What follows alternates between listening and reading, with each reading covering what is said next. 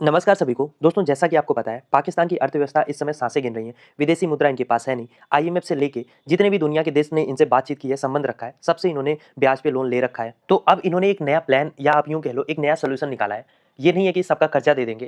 दरअसल ये है कि कुछ और कर्जा लेके एक बड़ा गैम्बल खेलते हैं, एक बड़ा जुआ खेलते हैं। अगर उस जुए में ये सफल होते हैं, तो फिर इनके पास पैसा ही पैसा होगा, बहुत कुछ होगा इनफैक्ट। और अगर फेल होते हैं, तो वही होगा जो अभी तक हो रहा है, यानी इतने सारे कर्ज पे एक कर्ज और बढ़ जाएगा। दरअसल हुआ ये है कि पाकिस्तान अब अरब सागर में भारत का जो समुद्री तट है उससे वहां 60-70 किलोमीटर दूर एक आर्टिफिशियल आइलैंड यानी कि एक नकली टापू बनाने की तैयारी में है। इनफैक्ट पाकिस्तान की जो मेन सरकारी ऊर्जा कंपनी है पाकिस्तान पेट्रोलियम लिमिटेड, उसने आधिकारिक तौर पे इसकी घोषणा भी की है। अब इसको क्यों बना रहे हैं, तो जी तर्क इनका ये है कि समुद्र के भीतर ये जो संभावित इनके तेल और गैस के विशाल भंडार हैं उसको ये खोजेंगे और ये आइलैंड एक लॉन्च पैड के रूप में काम करेगा। समुद्र तल से 6 फीट ऊंचा होगा ताकि जो ऊंची लहरें या खराब मौसम के बावजूद दिन रात वहां पे ये लोग ड्रिलिंग का काम कर सकें। लक्ष्य इनका ये है कि लगभग नए 25 कुएं खोदे जाएंगे। अब तेल है या नहीं इसका कोई प्रूवन सोर्स नहीं है, बस इसका सपना बेचा जा रहा है। और सबसे बड़ी बात यह है कि पाकिस्तान ने ये सपना बेच दिया है अमेरिकन को, डोनाल्ड ट्रंप को। ट्रंप ने पोस्ट करते हुए कहा कि पाकिस्तान के साथ उनकी एक नई ट्रेड अंडरस्टैंडिंग हुई है और ये भी दावा किया कि पाकिस्तान के पास मैसिव ऑयल रिजर्व्स है जिनके विकास पर अमेरिका और पाकिस्तान मिलकर काम करेंगे। इसलिए मैंने आपसे कहा कि सपना बेचा गया है। मामला केवल आर्टिफिशियल आइलैंड या तेल की खोज का नहीं है,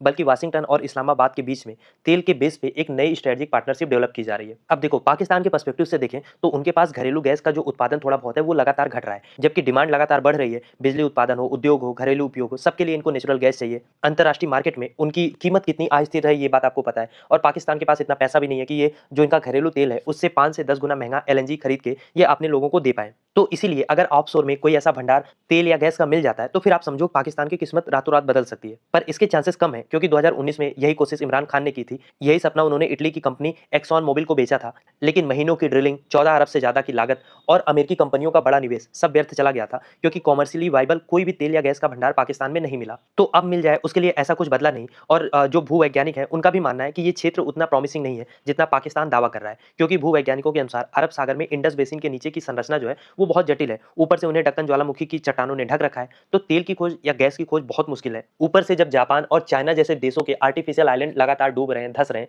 तो पाकिस्तान की इंजीनियरिंग, वहां पे करप्शन, पैसा, क्वालिटी सब माशाल्लाह है। तो कैसे ये लोग एक वाइबल आइलैंड या टापू बना लेंगे, उस पे भी बहुत बड़ा क्वेश्चन मार्क है। लेकिन हाँ, एक चीज है, सपने पाकिस्तान ने अमेरिकियों को एक बार फिर से बेच दिए। जैसे आतंकवाद के लिए बेचा था, तालिबान के लिए बेचा था, या चाइना को सीपेक के लिए बेचा है, सऊदी को डिफेंस डील के लिए बेचा है। तो ओवरऑल पाकिस्तान के हाथ में पैसा आने वाला है। अब पाकिस्तान से तेल निकलेगा या पाकिस्तान में पैसा लगाने वालों का तेल निकल जाएगा, ये आने वाले वक्त में पता चलेगा। लेकिन आप क्या सोचते हैं इस टॉपिक को लेके, अपनी राय लिखिए। और इस टॉपिक का कंप्लीट वीडियो आप डायरेक्टली चैनल पे भी जाके देख सकते हैं।